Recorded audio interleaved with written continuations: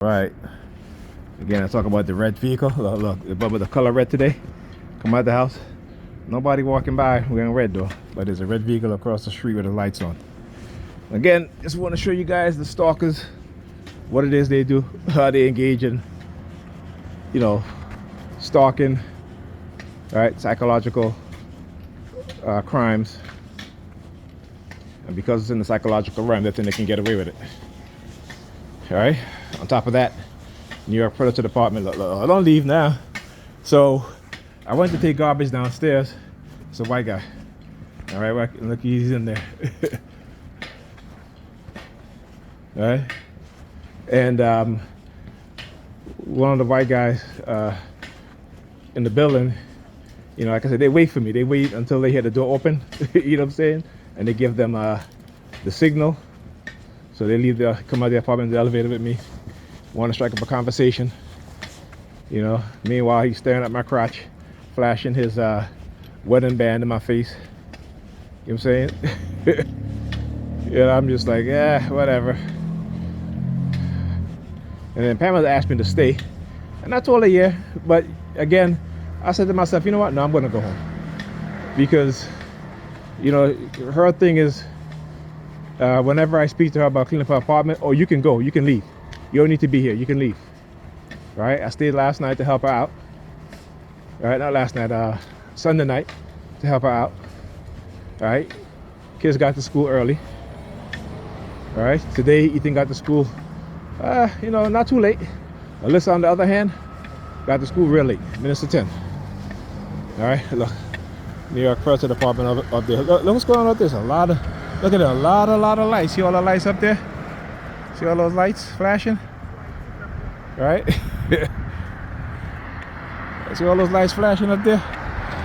Again, they're trying to send me a subliminal message, right? That if I leave, I'll be arrested and shit like that. I'm like, whatever. Probably the reason why Pam asked me to stay. Look at this shit. Look at this shit. I checked the bus schedule. They said the bus will be here in 8 minutes. And I just left the apartment. All right? So again, show you how they manipulate the bus schedules and the bus app to give you the wrong information. All right? Because let me tell you, it doesn't take 8 minutes to walk from a block and a half, okay? But this is what they do. This is the retaliation. Because my daughter said to me, look, another bus too. Now, why didn't both buses show up on the app? Right? It said the next bus will be here in 8 minutes. Right? So again, that's the retaliation that they do. Which again, you get, you see it. I'll show it to you guys. And how they do is, cognitive warfare. Right? Cognitive warfare. Manipulating the bus, and 2 buses too. Both buses never even showed up on the transit app. But this is what they do. And talk about the color gray that they're being used. Gray vehicle. Must have been the bus stop. So anyway, as I was saying, Pam asked me to stay. Initially, I told her yes, but then she had wanted. She came in the house like, oh, can you make cornmeal porridge? And I'm like, oh, what's where all this come from now? You know what I'm saying? I'm like, don't think because I spend Sunday night to help you out, right? And the kids, but you also. So you don't got to get up and run around to get the kids, because I wanted to get to school on time, being that it's their first day back in school. And again, this morning she's like, I had such a hard time with Alyssa. At the school late. I told Ethan, I said, listen, if you feel like you're going to be late because your mother and Alyssa leave. All right, so now let's see how long it's going to take for a bus to come. All right, because remember, I checked the bus app. All right, it said the bus would be in 8 minutes. It takes me about 3 minutes to walk from here to here, from there to here. 2 buses went by. 2 buses. Right? This is the retaliation that they do. And it's very cold outside. That's why I checked the bus app, so I know that when I walk to the bus stop, that I can at least get the bus. Right? But again, I talk about the stuff that they do. That's why there's all that lights going out there. The New York Predator Department, a bunch of fucking cowards.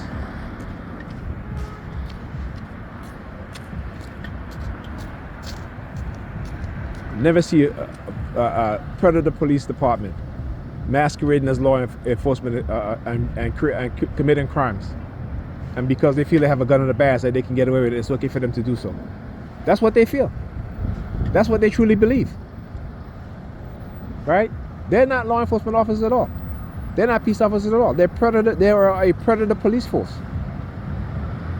And I'm not saying that because, based on my own opinion.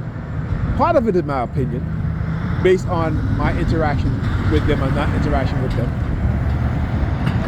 But again, it's well documented.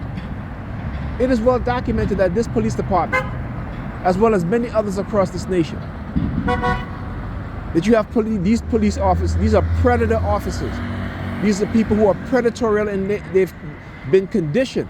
Some of them are predatorial in nature, right? But a lot of them have been conditioned into becoming predators. Okay? They commit the most crimes. How do they commit the most crimes? By making you and I criminals. Based on their crimes. The only difference is that they get to play judge, jury, and sometimes executioner. Right? You and I can't do that. Okay? They hide behind their gun and their badge. They hide behind their racist personalities and their racist belief.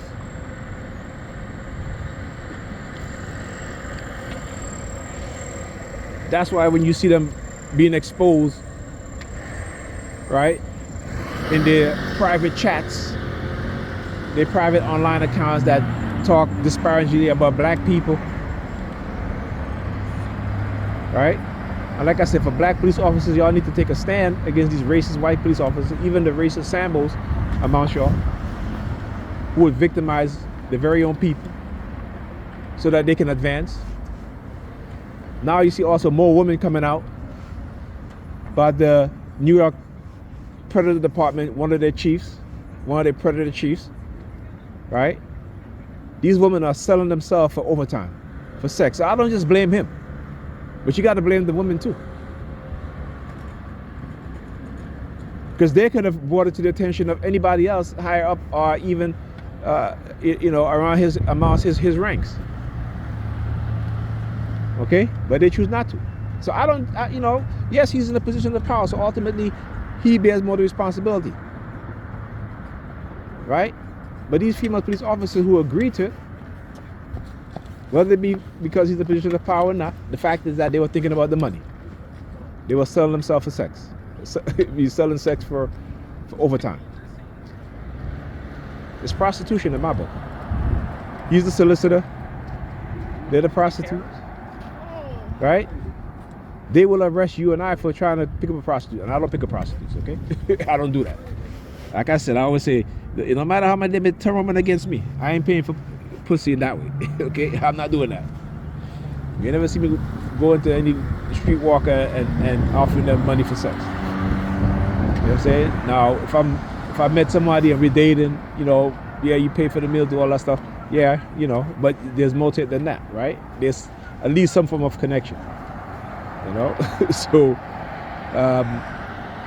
but yeah,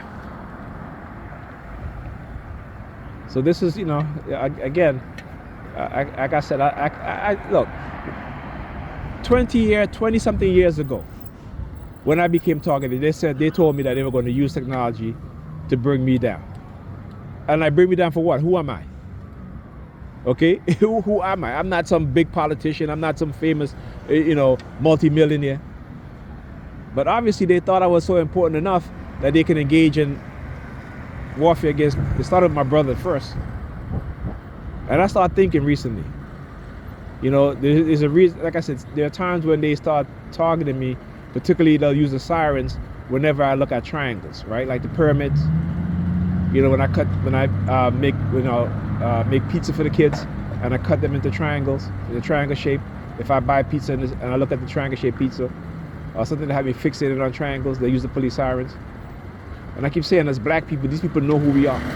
We don't have the power, the ability, the resources to do and know what they know. Okay? They don't want the return of our ancestors.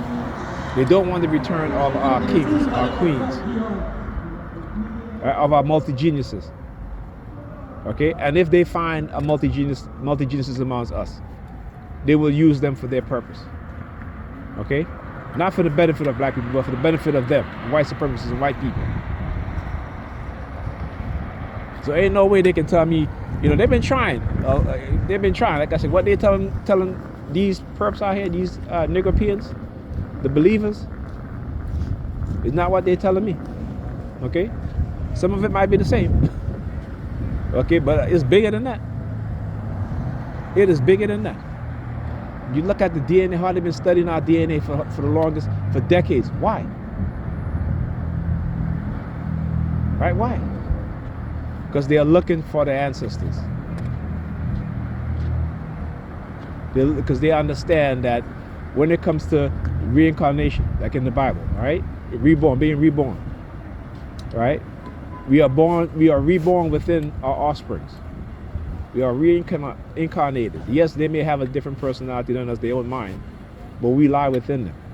So they may have even our knowledge. Knowledge is passed out through DNA also, right? They understand that. We don't. Okay, we don't. So they're more interested in our DNA than anybody else, because they understand that everything, their whole civilization, every civilization on this planet comes from African people.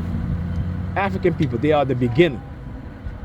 The further back you go in history, you'll see a black African. Black African men and black African women. And they know this. They know this. They know this. How do you think they increase their population?